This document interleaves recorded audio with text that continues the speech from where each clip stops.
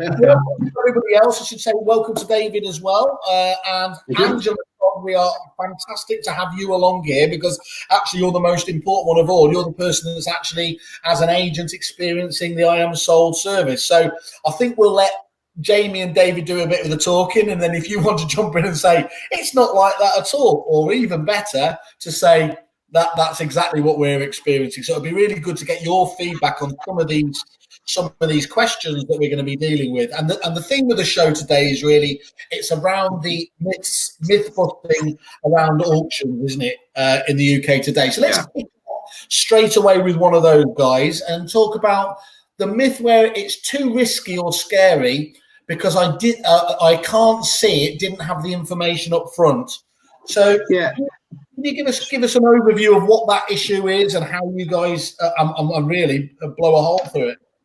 Yeah, absolutely. So where these myths came from, as part of our strategy to continue to try and help our agents grow auction as a sort of key strategy for disposal in the UK and for everyone to embrace it, we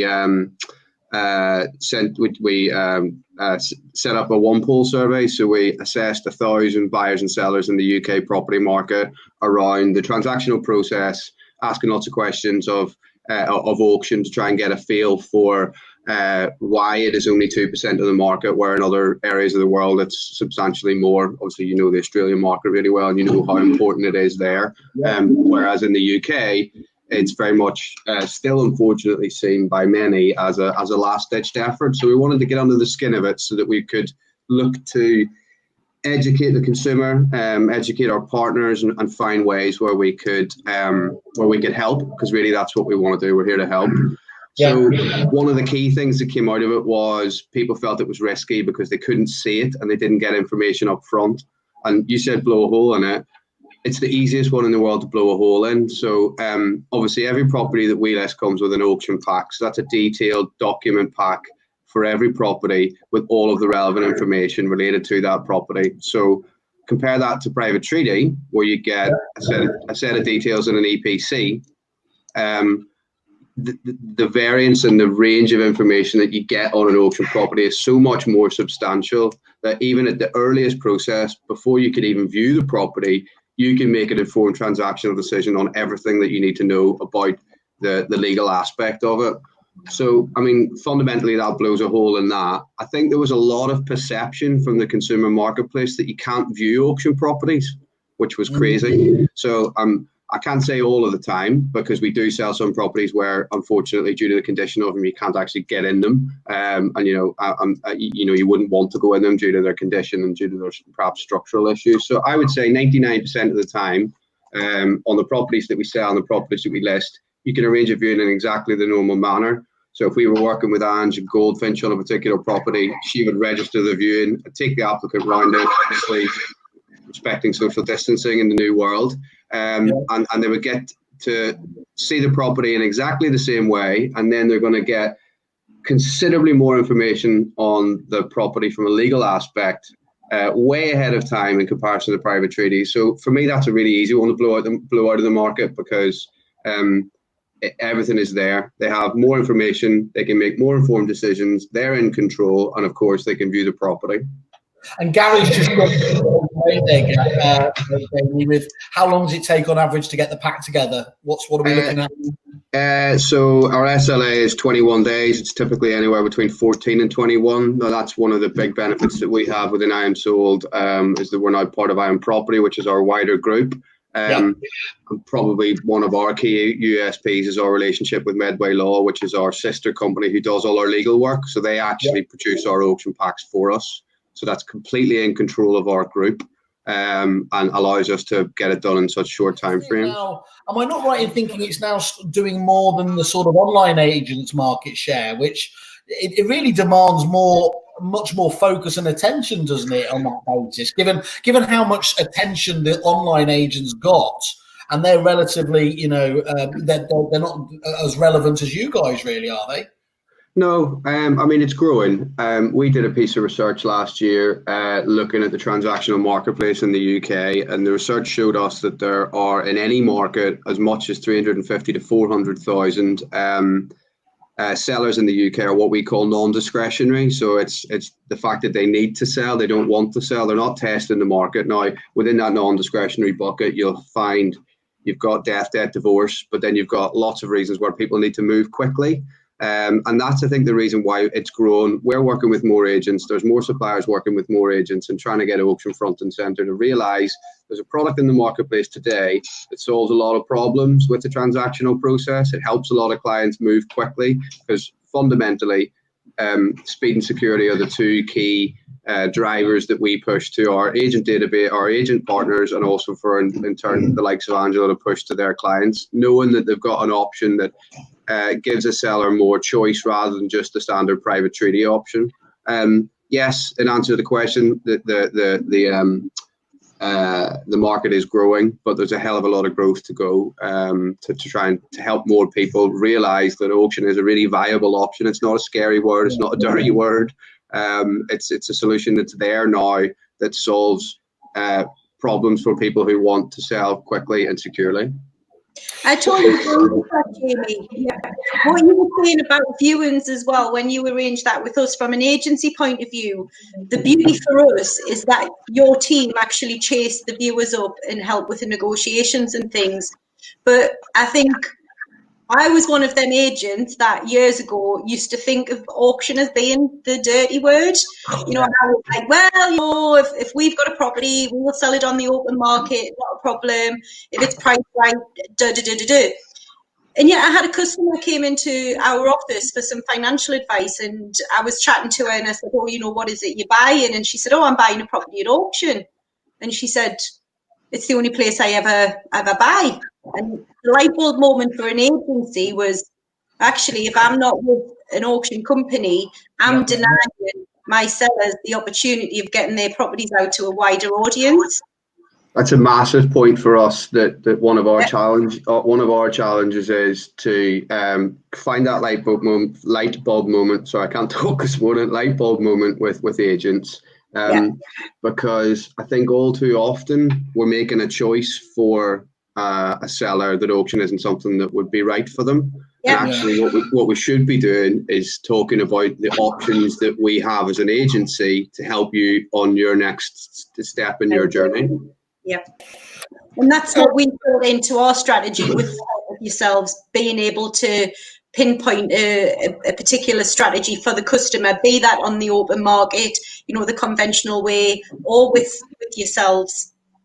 So Angela, that's really interesting. So, and are the public receptive to it, or is it still a niche, a minority that will accept this? Or do you think this? What I'm interested in is how big this could be. You know, as Jamie highlighted, in Australia, it's just second nature to many parts of that country. Do you think there's any reason why it can't just keep increasing and increasing? No, I mean, I've seen the culture of auctions change. I mean, we've been working with I Am Sold now for, I can't even pinpoint, since that light bulb moment. With 5 years? 5 years? As much as that? I think it's even longer. I would go for 7. But, you know, however long we've been working with you guys, once that light bulb moment was there, I've seen that culture change throughout. I think from an agency point of view, what we just have to be adamant that we do is not push the customer down that route if it's not the right route for them. We still have to be true to the customer's needs. And if it's not auction, we don't put it in auction. But if it is, and 100% is, absolutely go for it. And, you know, but we use auction throughout as well, because if they don't come on the open market on auction from the beginning, it's offered as a strategy moving forward as well. So it's always in the background for us.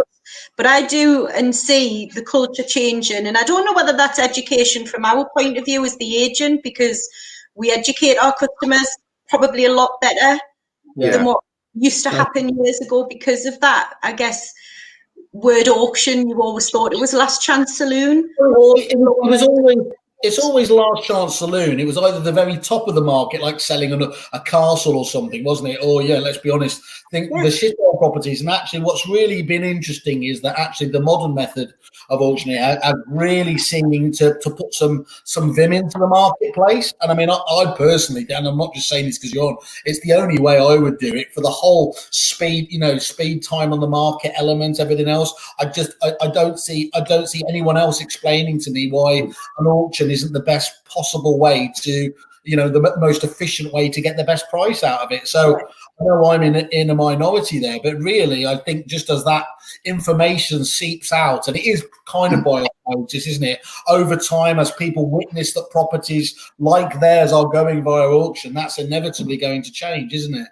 Yeah, I think, Simon, one thing I was just going to say was I'm obviously involved in the recruitment side and in inviting agents onto the partner network and onboarding them so they understand the product. I think a huge shift has also been that a lot more agents now aware that there are different routes. And it comes back to, I think, what Jamie said and what Angela said as well. It's not about pushing auction or pushing private treaty. It's about an array of different options for a vendor to take and allowing that vendor to make the right choice. If that right choice is to take it straight away from listing, that's fantastic. But as Angela said, it can be picked up further down the line if and when it becomes more appropriate. There's a really good analogy within the industry. So you look at the lettings market. So you go out to see a landlord, you'll talk to the landlord about tenant find, let only, fully managed, the range of services that your lettings department will offer that particular landlord who's looking for advice. When historically, if you weren't working with an auction partner, you're going to go and have a conversation about selling your property, which says, hi, we put your property on the market and we'll go through this process and fundamentally we'll find a buyer and then we'll enter a legal process that could take up to 16 weeks. And at the end of that process, hopefully it'll have sold, but there's a 30% chance it could fall through the whole way through that process. And that's just what we do. Alternatively, go into the vendor and say, let's have a little conversation about why you're selling, what your hopes, what the next step looks like. And I'll talk to you about the range of selling options that we have.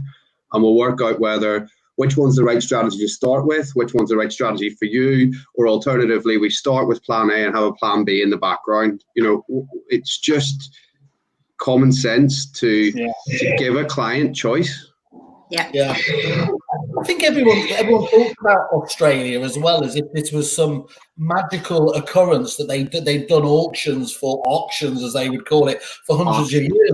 But when we launched with Repeat over there, and our first client in Melbourne was Marshall White, who were one of the powerhouse agents there, and talking to James Connell, who was still one of the founders there, and he says, this didn't happen accidentally. It didn't happen overnight as well. Over the course of 5, 10, 20, 30 years, we educated the marketplace that this was the best way to go. And it's really taken that period of time where it is now just, totally embedded into the culture over there. And yes, they do it in a very, sort of, street theatre way and all the rest of it there. But the fundamentals are still the same, aren't they, in terms of what's achieved? Yeah.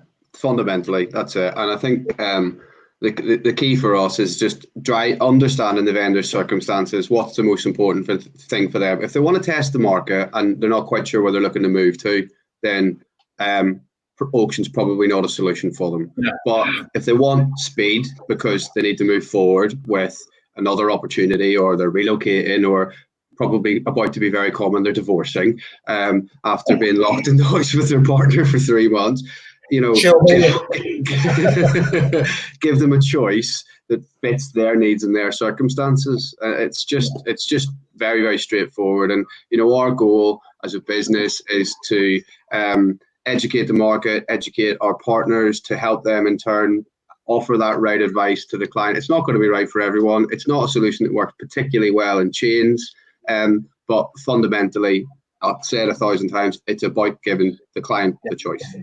That's right. And I think that choice was always fundamental for us, why we work heavily with IMSO, because we can offer that choice.